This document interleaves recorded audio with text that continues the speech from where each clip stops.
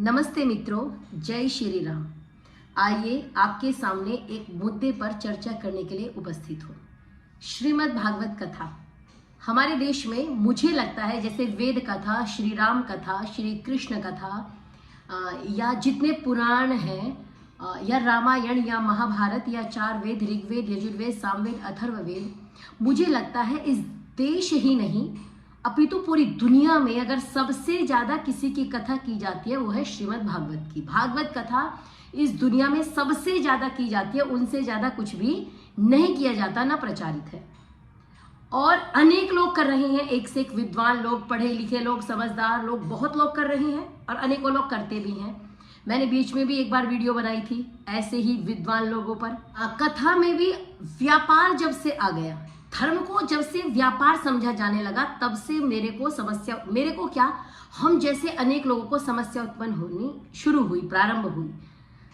एक तो होता है मन से कथा करना। अब हमारे देश में किसी को डॉक्टर बनना होता है तो उसको कितनी पढ़ाई करनी होती है, इंजीनियर बनना होता है तो कितनी पढ़ाई करनी होती है, एक टीजीटी पीजीटी का एग्जाम करने के लिए कितनी पढ़ाई करता है बच्चा, दिन रात मेहनत करता है। यूपीजीडीसी का 2 दिन पहले अभी फॉर्म आया है कि आप लोग भर लीजिए आप लोग को, और परीक्षा 3 चरणों में होगी, पहले प्री होगा, फिर मेंस होगा और फिर इंटरव्यू होगा।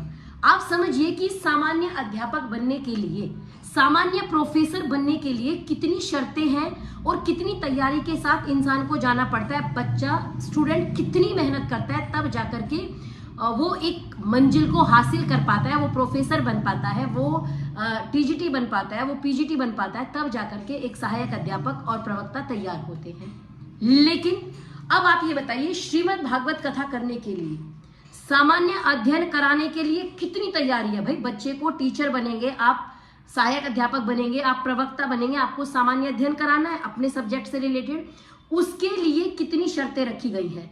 लेकिन हमारे देश का दुर्भाग्य ये है कि, और विशेषकर हमारे धर्म का दुर्भाग्य ये है कि सत्य सनातन वैदिक धर्म, इसका प्रचार करने के लिए तो थोड़ा सा अध्ययन करना पड़ेगा।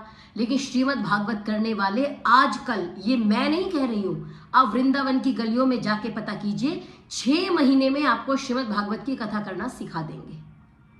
आप कहोगे जी आपने ये बात इतनी जिम्मेदारी के साथ कैसे बोली, क्योंकि ये बात प्रामाणिक है, आप जाकर के पता कर सकते हो। ये केवल मेरी वाणी नहीं है, अपितु ये प्रत्येक व्यक्ति बोल रहा है। अब ये सिद्ध कैसे होता है? श्री कृष्ण जैसे व्यक्तित्व का, योगीराज श्री कृष्णचंद्र जी महाराज जैसे व्यक्तित्व का, जिन्होंने हमको श्रीमद् भगवत गीता जैसा ज्ञान दिया, जिन्होंने निष्प्राण अर्जुन में प्राण फूंक दिए, जिन्होंने अर्जुन को योद्धा के रूप में तैयार कर दिया, जो कह रहा था कि इनको मार करके अगर तीनों लोगों का राज्य मिले तो भी मुझे नहीं चाहिए, हे तो किम्नो मही कृते, मैं भीख मांग लूंगा, मैं इनके साथ युद्ध नहीं करूंगा। उन अर्जुन को जिन श्री कृष्ण ने युद्ध के लिए तैयार कर दिया, उन श्री कृष्ण के व्यक्तित्व को सुनाने वाले आज कैसे हो गए, वो विचार करने की आवश्यकता है। व्यासपीठ सनातन के लिए कितना सम्मानित शब्द है, व्यासपीठ जैसा शब्द कितना सम्मानित है।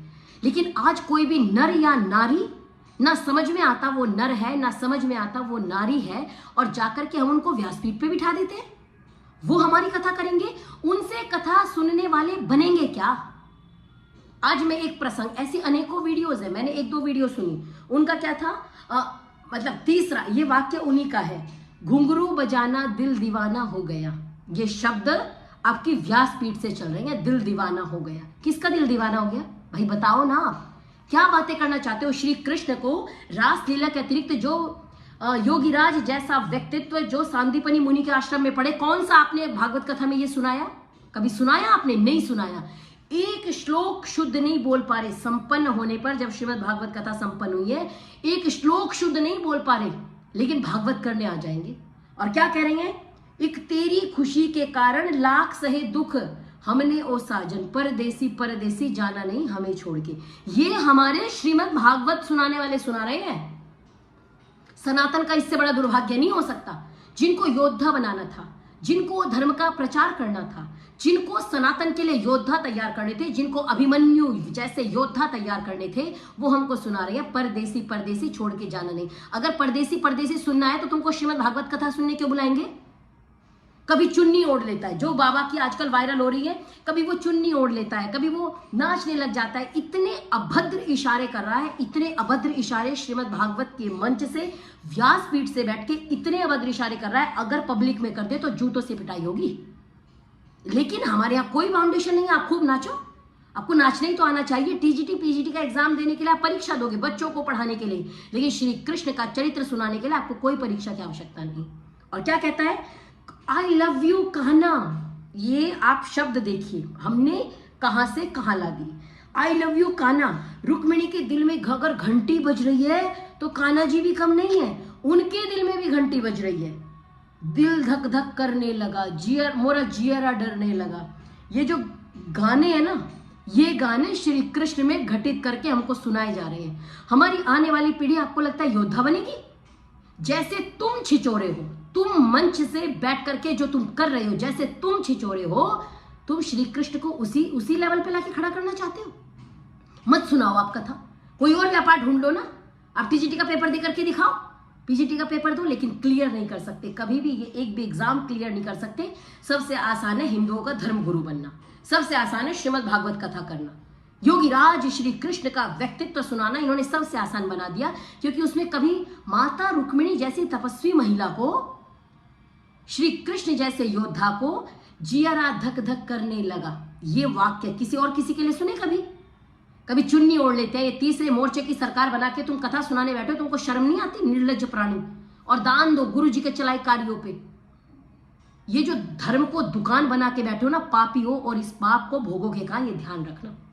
असत्य से कमाया हुआ धन, अन्याय से कमाया हुआ धन आपकी 7 पीढ़ियों को नष्ट करेगा। भुगतेंगे सब भुगतोगे। जो ऐसा धन कमा रहे हो ना, श्री कृष्ण के नाम पे दुकानें चला रहे हो। आलिंगन फाउंडेशन, कोई ढंग का नाम नहीं मिला, कोई योद्धा जैसा नाम नहीं मिला। आप देखिए पूरे सनातन धर्मियों को जो योद्धा हुआ करते थे, अब योद्धा कृष्ण जी को सुनाएंगे तो बच्चे योद्धा बनेंगे, लेकिन इनको योद्धा नहीं बनाना।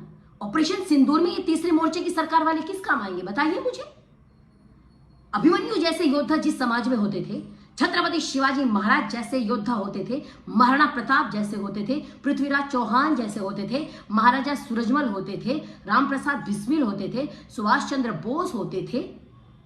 अब ये तीसरे मोर्चे की सरकार वाले हमको कथा सुनाएंगे, जिनके पहनावे भी ठीक नहीं, कभी सर पे चुन्नी ओढ़ लेता, अगर हाव भाव देख लिए ना वो आपने, कभी फूंक मार रहा है, कभी कुछ, इतने अभद्र गीत। पहले भी मैंने टोका था, पहले भी मैंने वीडियो बनाई थी कि ये जो आप लोग इन्हीं लोगों ने ले ली ना दुपट्टा मेरा जो गा रहे हो, इस पे कंट्रोल कीजिए, ये सही नहीं है और ये प्रत्येक सनातनी के लिए नुकसानदायक है। आने वाले समय में श्रीमद् भागवत नहीं रह जाएगी, ये अभद्र गाने रह जाएंगे।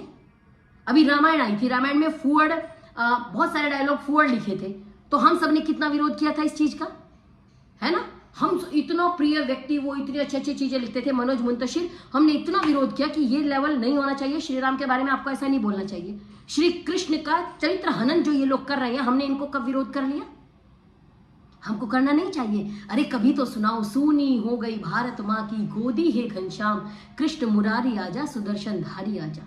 श्री कृष्ण के देश में जिनका नाम गोपाल था, कितनी गौमाताएं कट जाती हैं, कितनी गौमाताओं का व्यापार होता है और पूरी कथा हो जाती है। हम कभी गौमाता का नाम भी नहीं लेते, केवल चंदा मांगने में गौमाता हमको चाहिए। हमको गौमाता का दूध नहीं पीना है, दूध तो हमको भैंस का चाहिए, क्योंकि भैंस का दूध गाढ़ा है, नहीं चाहिए ना, गाय का घी नहीं खाएंगे, लेकिन श्री कृष्ण का नाम लेंगे। और जो ये भागवत सुना रहे, क्या करा है, द्रौपदी के 6 बेटे थे, द्रौपदी के, मतलब भूल गया कृष्ण जी की माँ का नाम क्या है। काहे की भागवत सुना रहे हो भाई? अपने घर बैठो ना, पेपर पास करो। धर्म के नाम पे जो दुकानें चला रहे हो, और सबसे बड़ा दुर्भाग्य ये है, ये तो है ही मूर्ख जो सुना रहा है, इतना कठोर बोल रही हूं मैं, ये तो है ही मूर्ख, क्योंकि इनको कुछ नहीं आ रहा। ऐसों पर तो बैठने भी नहीं देना चाहिए व्यासपीठ पर, लेकिन इनकी कथा में नाचने वाले कितनी मूर्ख है।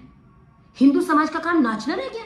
कोई तुम्हें कुछ भी आके सुनाता है, परदेसी परदेसी जाना नहीं हमें छोड़ के, कृष्ण जी के नाम पे सुना दिया और तुम ताली बजा रही हो। क्या सिखाओगे अपने बच्चों को? बालक की प्रथम गुरु तो माँ होती है, तुमको खुद ही नहीं पता। तो ऐसे लोगों से सावधान रहिए, और ऐसे लोग जहां भी मिले इनको कहिए श्रीमद् भागवत सुनाओ। हमने भागवत सुनने बुलाया है, हमने तुमको नचाने नहीं बुलाया इन गानों पे। अगर इन गानों पे नाचना होता तो हम तुमको क्यों बुलाते भाई?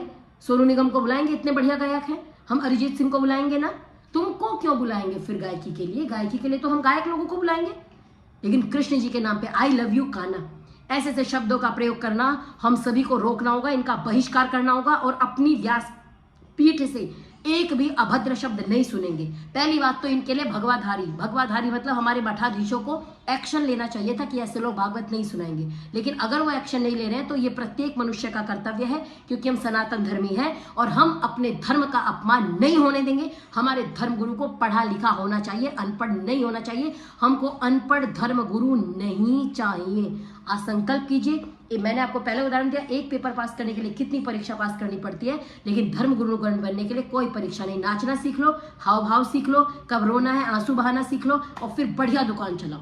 और जो दुकान चलवा रहे हैं वो खुद ही गरीब रह जाते हैं, उतने ही रह जाते हैं, लेकिन जिनकी चलवा रहे हैं वो राजा बन गए। तो अगर राजा बनो, धन कमाना बुरा नहीं है। वयम श्यामपतयोरयिणाम, वेद कहता है हम धन ऐश्वर्य के स्वामी होवे। आप प्रचार करते हो, आपको धन की आवश्यकता होना चाहिए, लेकिन कम से कम सही प्रचार करें। परदेसी सुनाने इनको ना बुलाएं। तो हम सभी जागरूक रहें। अगर जागरूक रहेंगे तो हमारा धर्म बचेगा। धर्मो रक्षति रक्षिता, धर्म एव हतो हन्ति, धर्मो रक्षति रक्षिता। धर्म रक्षित होगा तो हम भी रक्षित होंगे, और मारा हुआ धर्म हमारा भी विनाश कर देगा। तो अपने धर्म की रक्षा के लिए हम कहते हैं ना, धर्म की जय हो, अधर्म का नाश हो। अधर्म का नाश तो होने लायक हम बचेंगे ही नहीं, तीसरे मोर्चे की सरकार अधर्म का नाश करेगी। तो आप सभी लोग जागरूक हो, यही कहना चाहती थी। जय तु भारतम, जय तु संस्कृतम।